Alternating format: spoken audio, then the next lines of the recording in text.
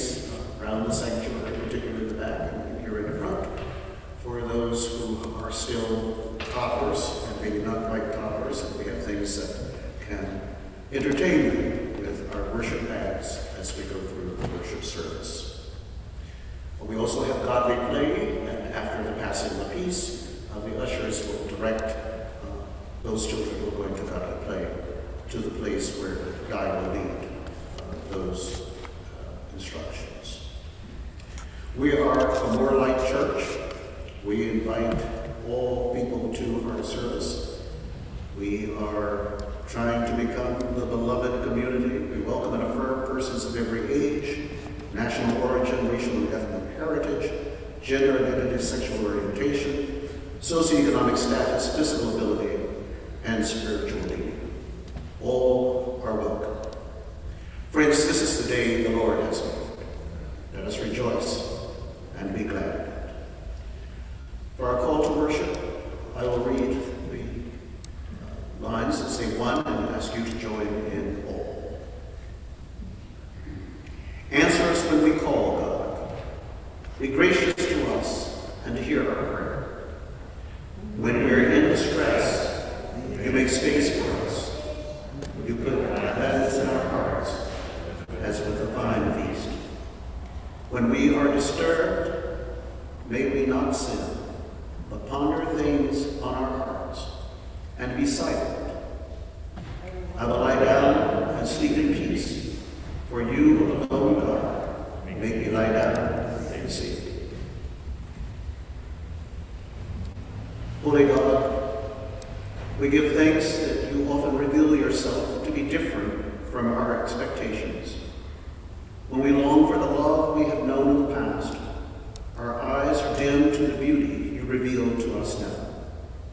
As your first followers struggled to see how a suffering Savior could be Messiah, we strain to recognize you still today. Come, Spirit, make yourself known in the study of Scripture, in our songs of praise, and especially in the grace and love we offer one another. Make yourself known in every friend we have yet to meet, in your good and blessed name. Amen. Please stand as you are able and join in the opening hymn, Joyful, Joyful. We adore you.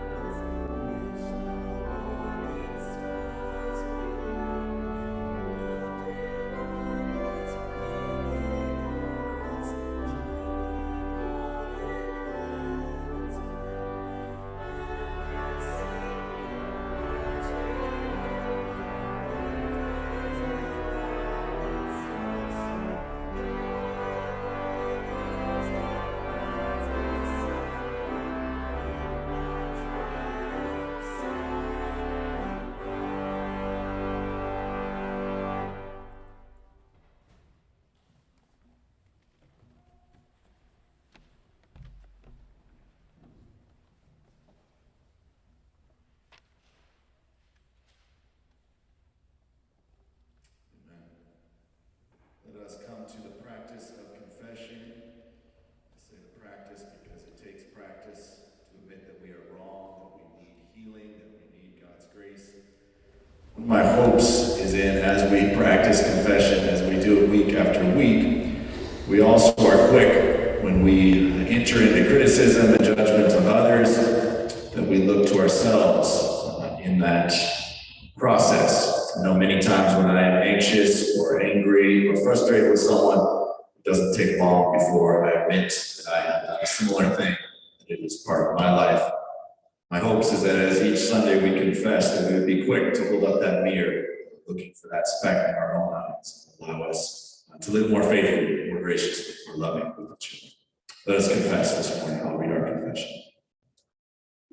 Spirit of the risen Savior, when we fail to recognize you, we become reluctant to follow in your way. Just as disciples struggle to comprehend how the Christ could have been a suffering servant, we find it difficult to see you in those who suffer today. We resist starting down the path you have shown us until we know exactly where it will lead. Free us from cynicism and fear. Liberate your world from suspicion and prejudice. Forgive us, Lord, and lead us wherever you will. Take a few moments to silently confess.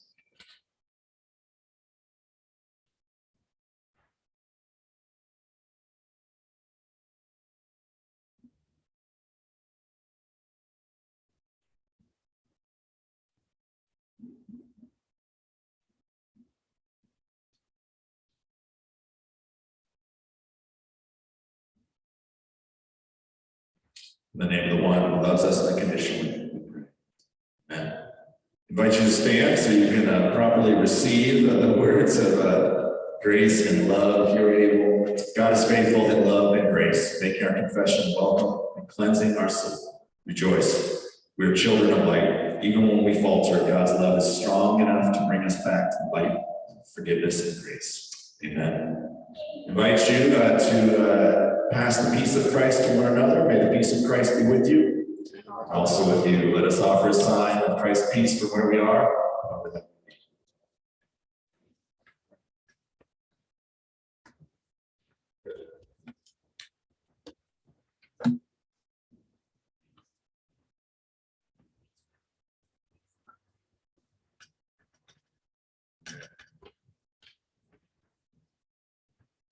Amen. You may be seated. I think now is the time that Monrovia and Di will lead younger members away to godly play.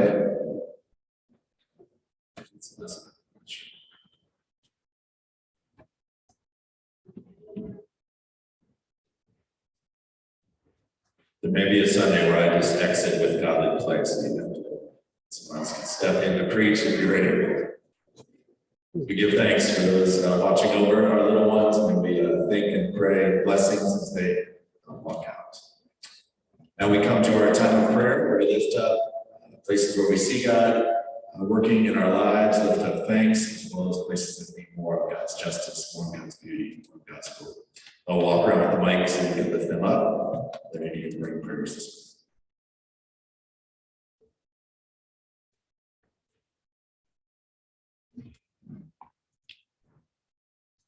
Prayers for my mother-in-law, Jane, who just got diagnosed with cancer. She's 94, we don't know what the prognosis is, so prayers for her. Lift up prayers of healing for Jane. Others.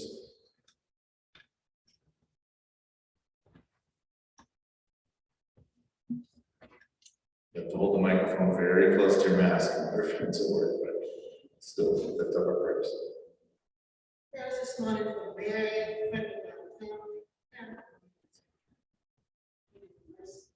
There are prayers. Lift up prayers for Mary and for Lorraine.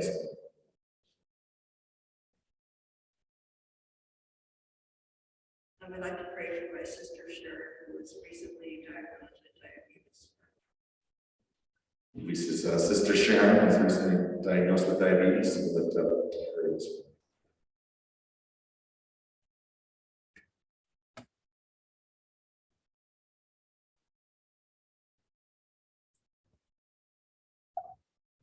To lift up prayers of peace in Ukraine, prayers of protection,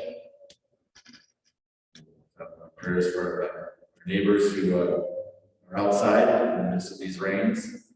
Joyful for those of us with shelter, others it's soaked, so lift up prayers. Prayers of comfort, prayers of solution to this. Others.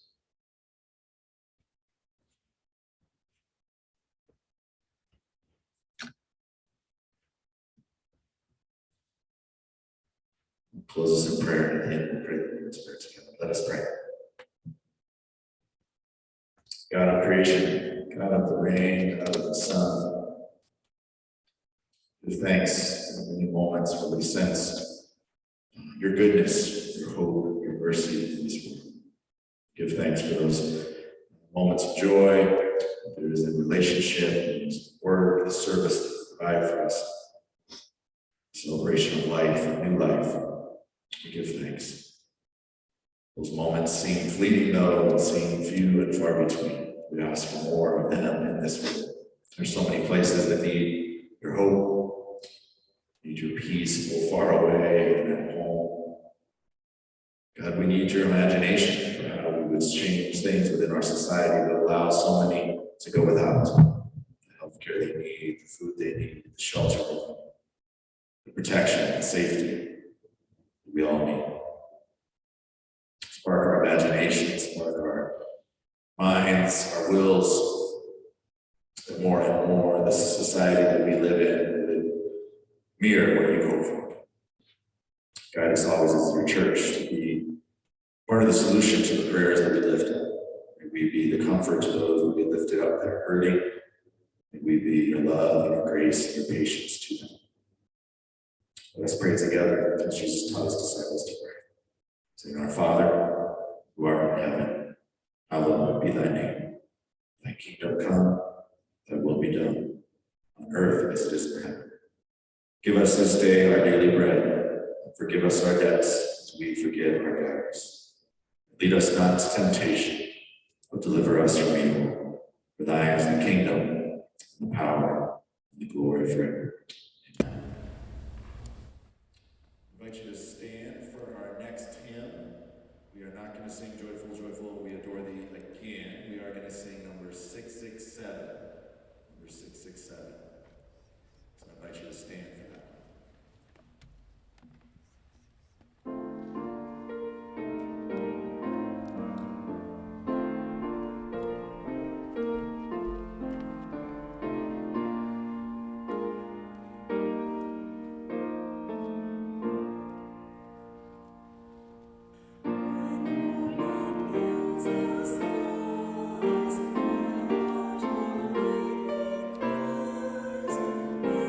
Jesus.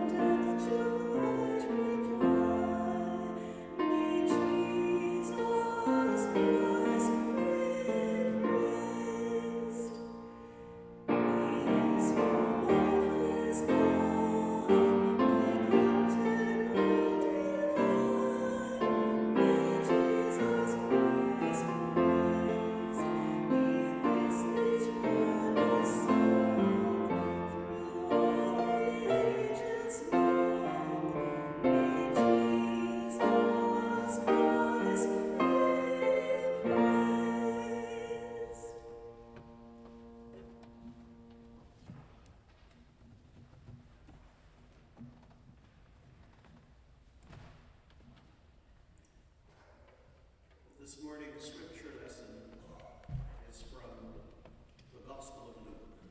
I'll be reading from the New Revised Standard Version, verses, Luke 24, verses 13 to 35. Now on that same day, two of them were going to the village called Emmaus, about 7 miles from Jerusalem, and talking with each other of all these things that had happened. While they were talking and discussing, Jesus himself came near and went with them. But their eyes were kept from recognizing him.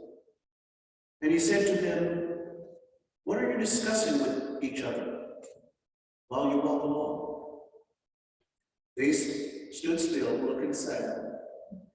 Then one of them, whose name was Cleopas, answered him, "Are you the only stranger in Jerusalem who does not know the things that have taken place there in these days?" Jesus asked them, "What things?" They replied, "The things about Jesus of Nazareth, who was a prophet, mighty in deed and word before God and all the people, and how our chief priests and leaders handed him over to the condemned to death and crucified him. But we had hoped that he was the one to redeem Israel. Yes, and besides all this, it is now the 3rd day since these things took place. Moreover, some women of our group astounded us. They were at the tomb early this morning, and when they did not find his body there, they came back and told us that they had indeed seen a vision of angels who said that he was alive. Some of those who were with us went to the tomb and found it just as the women had said, but they did not see him." Then Jesus said to them, "Oh, how foolish you are, and how slow of heart to believe all that the prophets have declared. Was it not necessary that the Messiah should suffer these things and then enter into his glory?" Then, beginning with Moses and all the prophets, he interpreted to them the things about himself in all the scriptures. As they came near the village to which they were going, he walked ahead, as if he were going on. But they urged him strongly, saying, "Stay with us, because it is almost evening, and the day is now nearly over." So he went in to stay with them. When he was at the table with them, he took bread, blessed and broke it, and gave it to them. Then their eyes were opened, and they recognized him, and he vanished from their sight. They said to each other, "Were not our hearts burning within us while he was talking to us on the road, while he was opening the scriptures to us?" That same hour, they got up and returned to Jerusalem. And they found the 11 and their companions gathered together. They were saying, "The Lord has risen indeed, and he has appeared to Simon." Then they told what had happened on the road, and how he had been made known to them in the breaking of the bread. Friends, for the word in Scripture, the word made flesh, and the word in our hearts. Thanks be to God.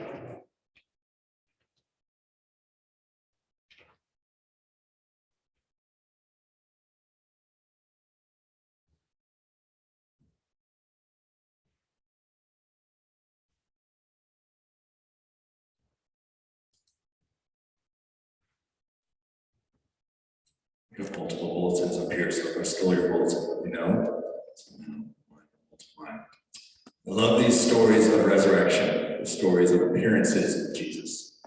To me, they give us hope. If you were not ready for Easter, if you were still not feeling very Easter resurrection, like many of the disciples, you have that confusion, that uncertainty. I wonder where God is working. It feels like it's all bad in the front of the paper. We have story after story where Jesus comes close, where he lets them touch him, where he comes and explains things to them, where he comes and comforts them. Gives me hope within our own lives. Here they are on the journey. They are headed out of town. I think these two disciples are grieving. I also wondered if they're scared. If they want to get out of town for safety. Maybe we need to escape. Maybe we need to move along our way. I'm going to be using the lens of thinking about the church, how we separate our work as being part of the church, because the church is we are the ones that are sent after Christ leaves our midst.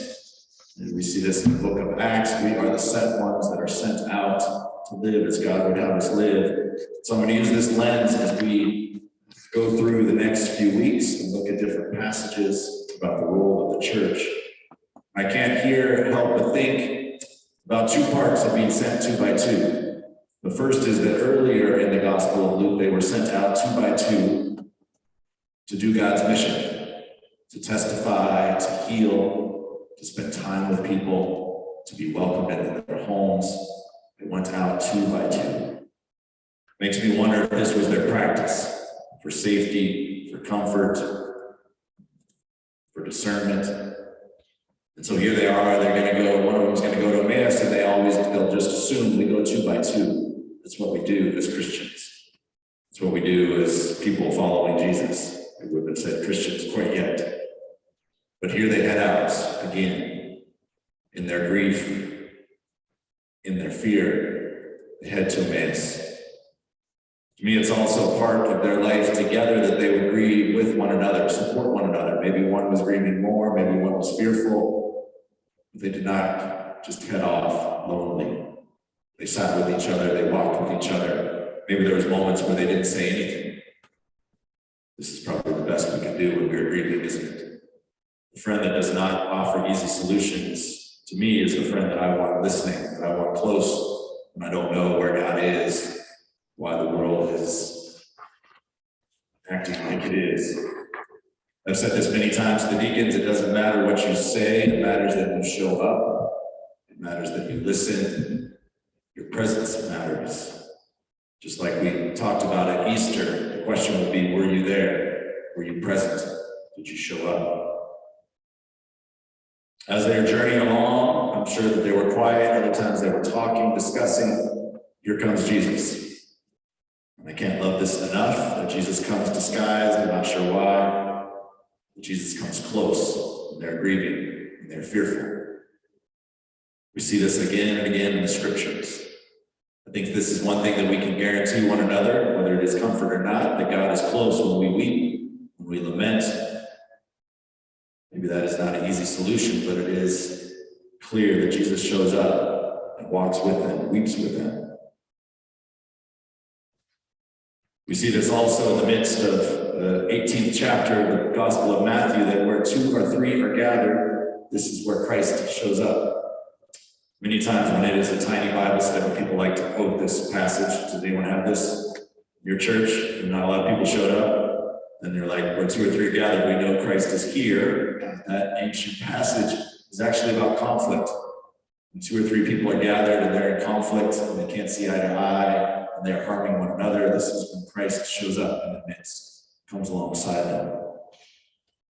Here Jesus is showing up in the midst of grief, in the midst of fear. I'm not going to go into length about the conversation that they have with Jesus, but I love the tone. I love imagining the tone. Feels a little bit sarcastic the way that they respond to Jesus. Are you the only one that didn't hear? Are you the only one that doesn't know what is happening? I love that they're able to give a quick answer. It's about 2 or 3 sentences about Jesus' life, about his death, and the possibility of his resurrection.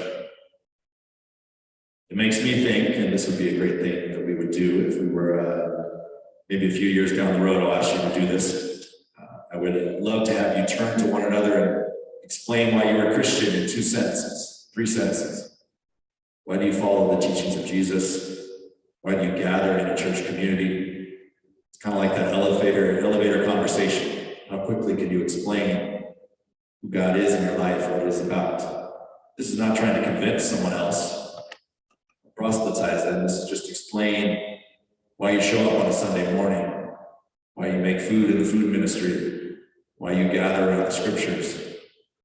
Here they explain rather quickly who Jesus was, that he was a prophet, what he was about, his life, death, and resurrection. I wrestled with others on Monday about this, Jesus' words, "You foolish, why are you so foolish?" I think he's actually talking about them not believing the women. "You fools, I came. The angels were there and you wouldn't believe it. Now I have to come again. Now I have to show you myself. You should have believed just what the angels said, but now I will show up. Because you have these lenses that women cannot testify, women's words are not trustworthy. So here I will show up again." And Jesus breaks into a Bible study. This is not a plug for our own Bible study, because I'm sure we have a different type of Bible study, but they wrestle with the scriptures. He explains the scriptures. They had was nowhere on their radar that the Messiah would come and suffer and die, and be raised again. Jesus pulls out the scriptures to remind them, to show them what was not taught to them in Sunday school, was not taught to them in godly play. Later on, they say their hearts were burning inside of them. They had a feeling in their body. We're about at the age where we teach our daughters to trust what their bodies tell them. If you are fearful, if you are worried, if the situation does not seem right, trust what is inside of yourself. Trust that feeling you have to get away, to protect yourself, to speak up. Trust what is happening in your body. We do that with fear, we do that with anxiety, but we should also do it with how the Spirit works in our lives. This may be rocky or not normal territory in a Presbyterian church, but I do believe many times we sense God's Spirit, what God is doing in our lives, in our bodies, before we think of it in our heads. We spend a lot of time in our heads and in the Scripture and in theology, but many times we sense the goodness of God, the mercy of God, and it is a feeling. Maybe it is burning in your heart. Maybe you would describe it in your gut. Maybe you would describe it as a tingling. It is a feeling. We must trust it. I ask at every session meeting and every worship planning meeting, every Monday, where did you sense God in the service? Where did God show up? Where was there space to connect to God? Many times we mention different parts of the service or what someone said or music. But it is this line here, when was your heart burning inside of you? It doesn't just happen on a Sunday morning. Sometimes we have a conversation with a friend, maybe we work through a difficult thing, maybe we offer forgiveness. We have a sense that this is what the world is supposed to be about.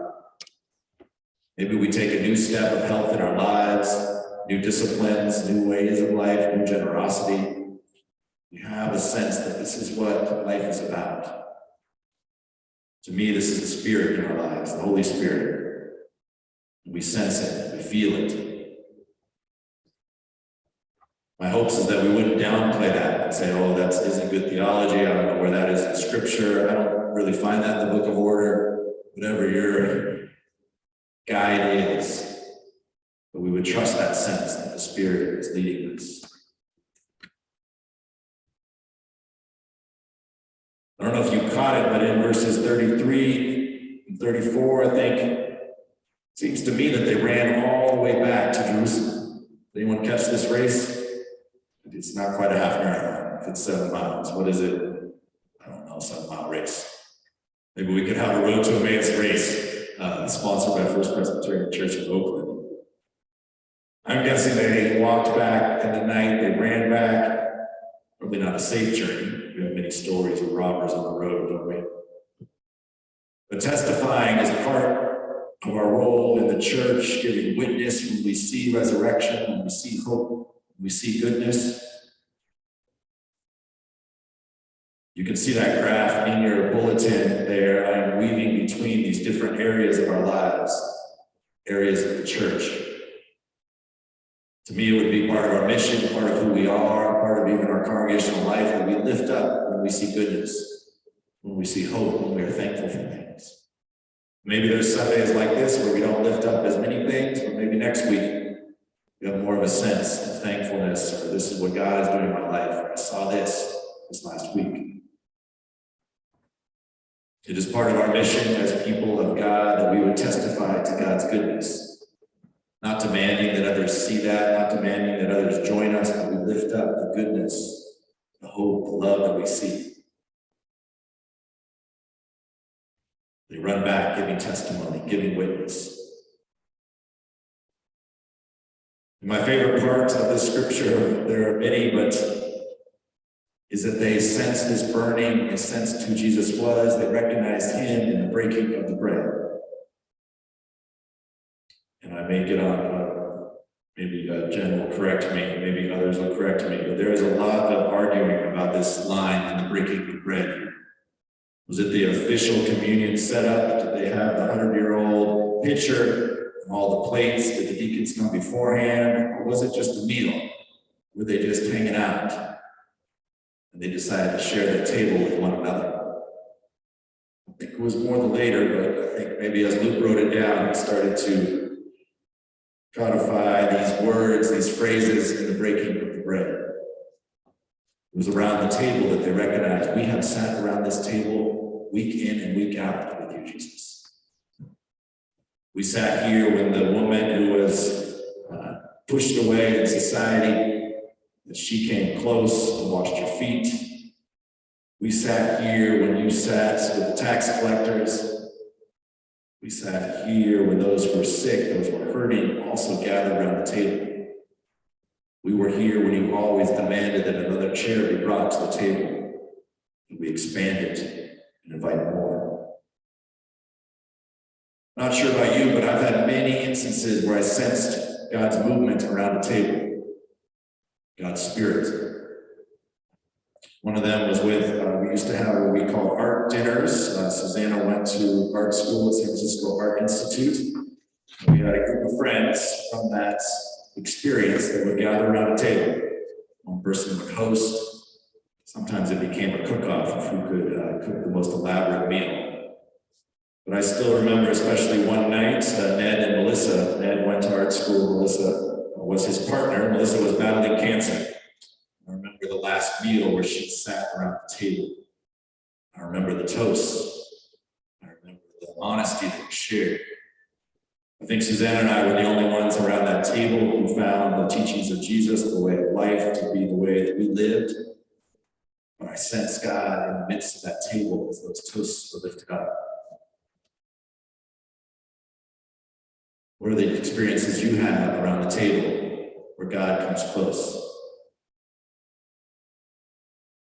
For some reason, the Spirit this week was telling me, why don't we think about the tables that we are at, the tables that we could set for each other.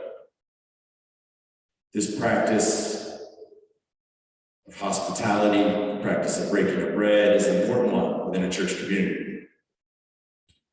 I would love for you right now to look around sanctuary, look around to some of the people that you passed the peace of Christ to. I want you to allow God to show you one person who you should break bread with, who you should be around the table with. Keep looking, keep looking. You all looked really fast. That was not, I didn't even play. Look around, find someone that you think that God would want you to invite around the table. This can't be the person you were always around the table with. That may be cheating, I think.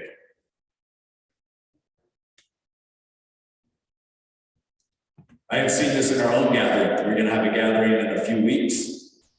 Brisket and bocce. We're going to have a bocce ball tournament. We're going to enjoy food together. I have seen this in our past gatherings, a sense of how God is moving, how we get to know one another. But it cannot just be every other month that we gather. We are missing out on some of the goodness of what God has for us. We must step out and invite one another into our homes. Maybe if that feels too risky, you can go walk the road to Emmaus, go for a walk together, share coffee. I believe this passage for us is inviting us. How do we sense more of God's Spirit in our midst? And it is when we are together, we are sharing life, God will come close.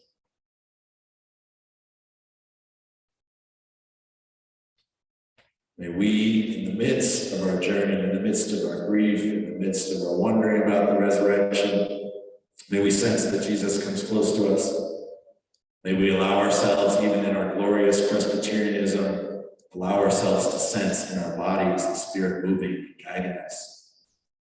And may we be pleasantly surprised as we break bread with one another and know that God is in our midst. Amen.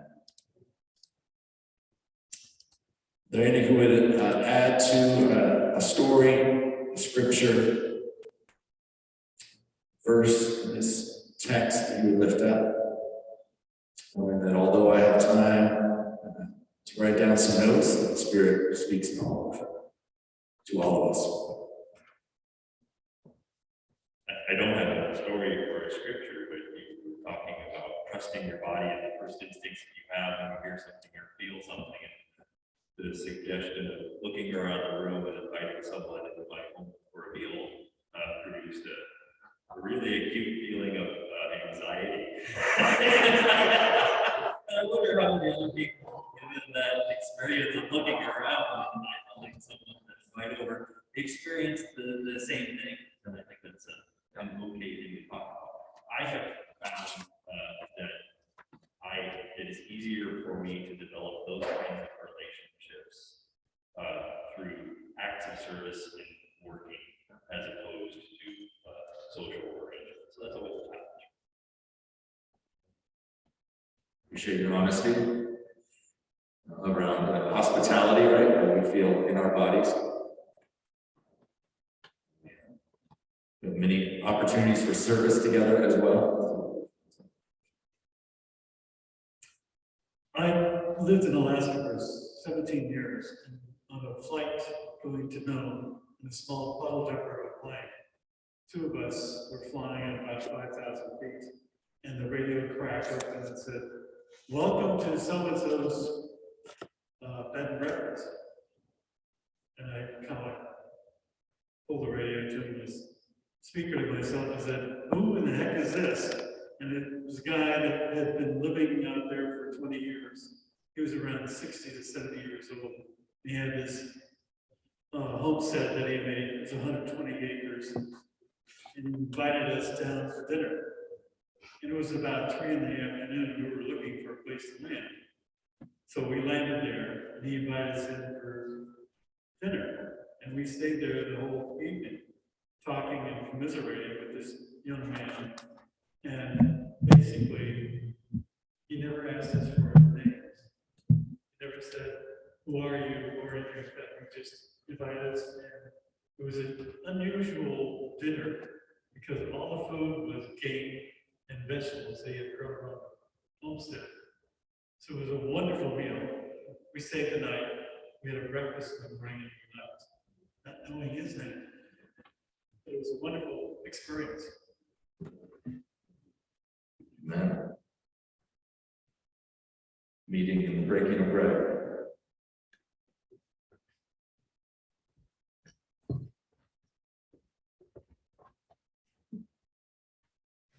Sorry, Chris, I'm going back to the sense in my body when our sink was jammed up and what if everyone came over and I used the sink and they wanted to move the bucket. I would think of their pastor at that moment. So this is different. We don't always have a response to the word, but there is a litany here. I invite you to join me. Spend time here and now with the risen Lord. We will see Christ when we sing together, when we study scriptures, when we serve a stranger in need. Even when our vision grows cloudy, we can remain with Christ amidst suffering and loss. Let us remain with God's Spirit until the clouds pass and our anger subsides. In Christ, God did not stay far off, but dwelt with us until we truly saw God's love. Let us remain with one another, with all of God's children, until Christ unmistakably appears. Amen. I invite you to stand if you're able as we sing the hymn number 366, Love Divine, All Loves.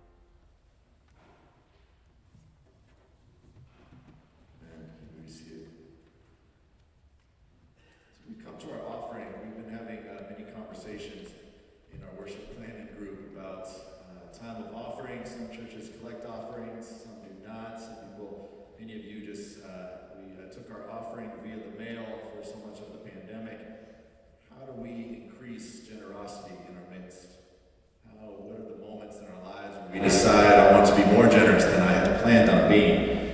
These are the type of formation questions we're asking.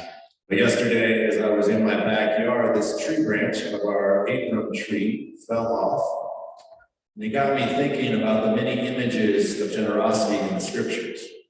And it talks fairly often, especially in the Hebrew scriptures, about God's abundance. That we see scarcity or feel scarcity, but God is abundant. And seeing a tree that has so many Abrams on it that it falls and breaks off speaks to me of that abundance.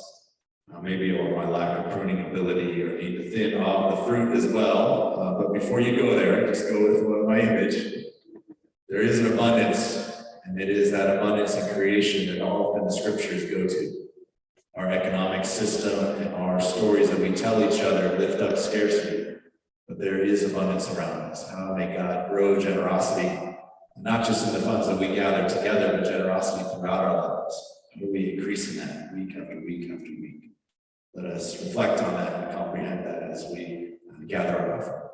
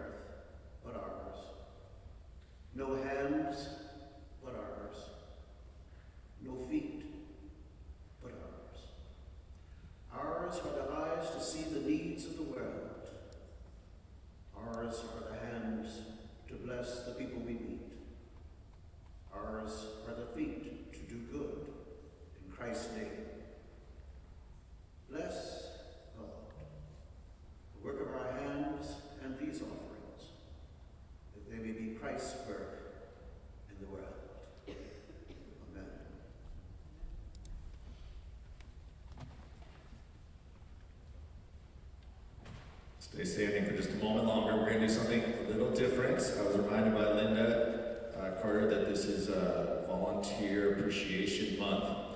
In past years, I guess we've passed out roses to everyone volunteering, but I've been reminded by others that words of gratitude are always appreciated. So you might need to put down your books for a second.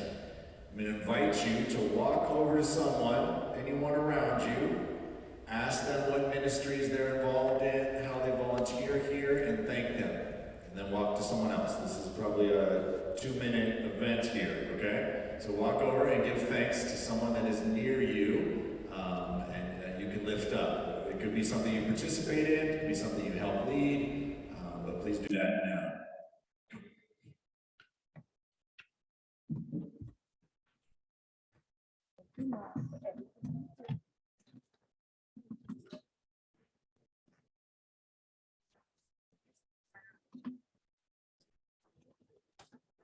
Sorry, that's for every, that's.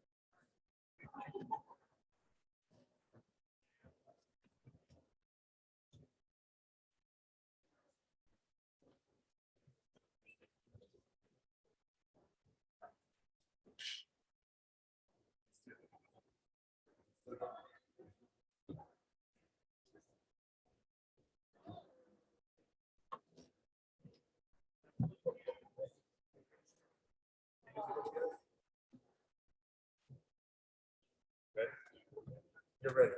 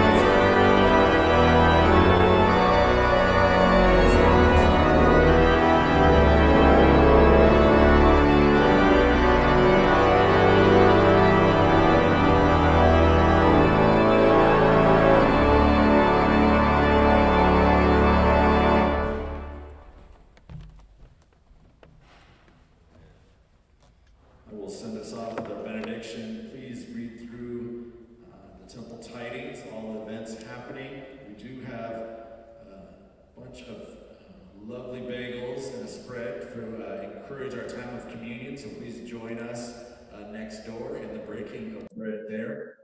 Please also join us on May 15th for that bocce and brisket time together. Please receive God's blessings. God sends us to be the church in the world. Christ is alive and has met us here. Now let us meet God's Spirit among friends, strangers, and in all of creation. For God's love lives today and forevermore. Amen.